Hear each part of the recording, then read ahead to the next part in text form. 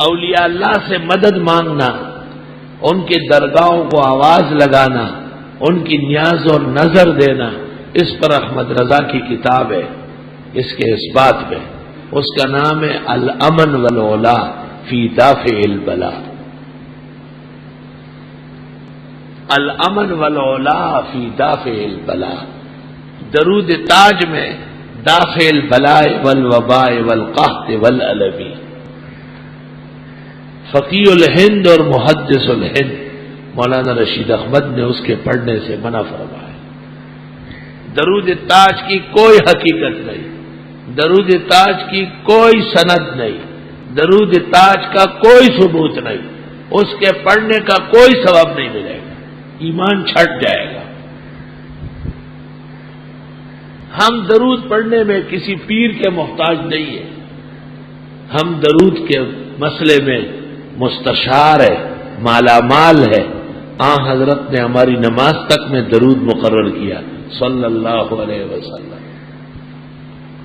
درود تاج ہے، درود لکھی ہے، اور درود مائی ہے، اور درود ناری ہے، ایسے دا میڈین کمپنی جاپان، خرافات لایا دیا، لکھی پکھی کچھ نہیں، ایسے ہی ڈکوسلے ہے، امت کو گمراہ کرنے کی کوشش کی گئی، درود ابراہیمی سے ہٹانے کی سازش ہے۔ آسان سوال کرتا ہوں، درود ابراہیمی میں کس چیز کی کمی ہے کہ آپ اور درود پڑھ رہے ہیں؟ مجھے وہ کمی بتاؤ، وہ کون سی خیر و برکت ہے، وہ کون سا دفع بلا ہے جو درود ابراہیمی کے ذریعے نہیں ہو سکتا؟ معاذ اللہ، استغفر اللہ، قولوا اللہم صلی علی محمد۔ ہم کٹر سنی ہے، ہم سنت پر جان دیتے ہیں، لوگوں کی سنیت نہیں، شرک اور بدعت رلی ملی ہے۔